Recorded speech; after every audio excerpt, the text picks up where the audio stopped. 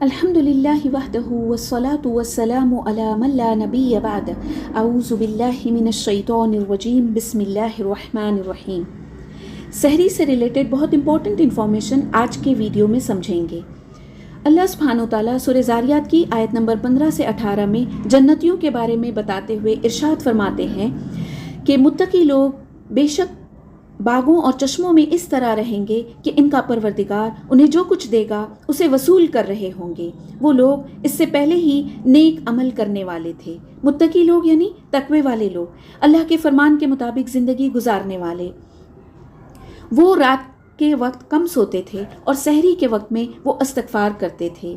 इन आयत से मालूम हुआ कि सहरी के वक्त यानी रात के आखिरी हिस्से में जब फजर की अजान से पहले का वक्त होता है, उस वक्त इस्तिग़फ़ार करने वाले जन्नत में मज़े कर रहे होंगे। इसलिए हमें भी इस वक्त उठकर इस्तिग़फ़ार करना चाहिए। सहर, सहूर और सुहूर को समझते हुए आगे बढ़ते हैं। सुहूर ये अरबी के लफ्ज़ सहर से आता है। सहर का मतलब है आखिरी हिस्सा, बाद का हिस्सा, और सहूर उस खाने को कहते हैं जो सुबह सादिक से पहले खाया जाता है, यानी सहरी का खाना। जबकि सुहूर सहरी के वक्त खाने के अमल को कहते हैं। सुहूर यानी सहरी के खाने के बारे में अल्लाह के रसूल सल्लल्लाहु अलैहि वसल्लम ने फरमाया कि सहरी खाया करो क्योंकि सहरी खाने में बरकत है। वहीं सहरी के खाने से मुतालिक मुस्नद अहमद की इस हदीस के मुताबिक अल्लाह के रसूल सल्लल्लाहु अलैहि वसल्लम ने फरमाया, सहरी का खाना बरकत वाला होता है, इसलिए इसको न छोड़ा करो, चाहे पानी का एक घूंट ही पी लिया करो। बेशक अल्लाह सुब्हानहु व तआला और उसके फरिश्ते सहरी खाने वालों पर रहमत भेजते हैं। यानी सहरी खाने से न सिर्फ बरकत हासिल होगी बल्कि अल्लाह और उसके फरिश्तों की रहमत भी। सुभान अल्लाह। इस हदीस में ये भी कहा गया कि सुहूर को मत छोड़ो, यानी सहरी का खाना ज़रूर खाओ। लेकिन कुछ लोग सहरी खाने का एहतमाम ही नहीं करते, रात में शॉपिंग वगैरह से आकर सो जाते हैं और सहरी के वक्त नहीं जागते, जबकि सहरी के खाने से बरकतें व रहमतें हासिल होती हैं। इसलिए हमें चाहिए कि फजर की अजान से कुछ देर पहले सहरी खा लें, भले ही एक खजूर और पानी के छनगोड़ क्यों न हो।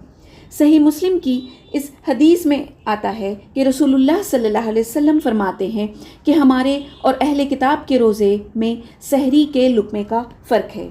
इसलिए हमें सहरी ज़रूर खानी चाहिए ताकि यहूद व नसारा की मुखालिफत हो, उनमें और हम में सिमिलैरिटी ना हो। रसूलुल्लाह सल्लल्लाहु अलैहि वसल्लम ने फरमाया, मोमिन की बेहतरीन सहरी खजूर है। इसलिए हमें चाहिए कि सहरी में खजूर ज़रूर इंक्लूड करें।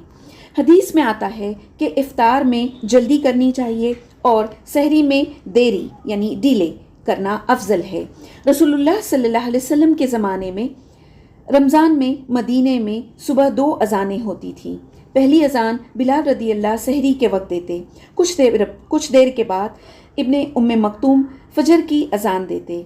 रसूलुल्लाह सल्लल्लाहु अलैहि वसल्लम फरमाते कि रात के वक्त बिलाल रज़ी अल्लाह अज़ान देते हैं, इसलिए उनकी अज़ान के बाद भी तुम खाओ और पियो जब तक कि इब्ने उम्मे मक्तूम की अज़ान तुम सुन ना लो। सूरतुल बकरा की आयत नंबर 187 से भी यही बात मालूम होती है कि अल्लाह सुब्हानहु व तआला इरशाद फरमाते हैं, तुम खाते पीते रहो यहाँ तक कि सुबह का सफ़ेद धागा सियाह धागे से ज़ाहिर हो जाए, फिर रात तक रोज़े को पूरा करो। यानी तुलूए फ़ज्र, जब फ़जर की अज़ान होती है। याद रहे कि फ़जर की अज़ान बाज़ जगहों पर तुलूए फ़ज्र का जो वक्त होता है उसके कुछ देर बाद भी होती है। तो आपके पास अगर टाइम टेबल हो तो उसमें तुलूए फ़ज्र आप देख लें, और ये वो वक्त है कि जब हमने खाना पीना रोक देना है। सहरी खाना सुन्नत है, फ़र्ज़ नहीं। उल्मा के मुताबिक अगर रात को रोज़े की नीयत करके सो जाएं और सुबह सहरी के लिए न उठ पाएं तो ऐसी सूरत में बग़ैर कुछ खाए पिए रोज़ा मुकम्मल कर लें तो रोज़ा सही होगा। लेकिन अगर मान लें कि आप सहरी में देर से उठे और सहरी खाते हुए अज़ान हो जाए तो जो खाने की प्याली या पानी का ग्लास हाथ में है उसको फ़ौरन खा या पी लें। ऐसा नहीं कि फ़ुर्सत से 2-3 रोटी खाई जाएं, बल्कि जो निवाला मुंह में है उसको थूके ना, उसको खा लें। जो ग्लास हाथ में है उसके पानी या दूध को पी लें। जैसे कि इस हदीस में आता है, रसूलुल्लाह सल्लल्लाहु अलैहि वसल्लम ने फरमाया, तुम में से कोई जब सुबह की अजान सुने और खाने पीने का बर्तन उसके हाथ में हो तो उसे अपनी ज़रूरत को पूरा किए बगैर न रखे। اگر غسل واجب کی حاجت ہو اور سحری کا وقت کم ہو تو ایسی صورت میں وضو کر کے پہلے سحری کھا لی جائے اور بعد میں غسل کر کے نماز ادا کر لیں، جیسا کہ حضرت ام سلمہ سے اور حضرت عائشہ رضی اللہ کا بیان ہے کہ بعض اوقات نبی کریم صلی اللہ علیہ وسلم فجر کے وقت اس حالت میں بیدار ہوتے کہ آپ اپنے گھر والوں سے جنبی ہوتے، آپ صلی اللہ علیہ وسلم غسل کرتے اور اس دن کا روزہ بھی رکھتے۔ اللہ ہمیں قرآن و سنت کے مطابق روزہ رکھنے کی توفیق عطا فرمائے، آمین۔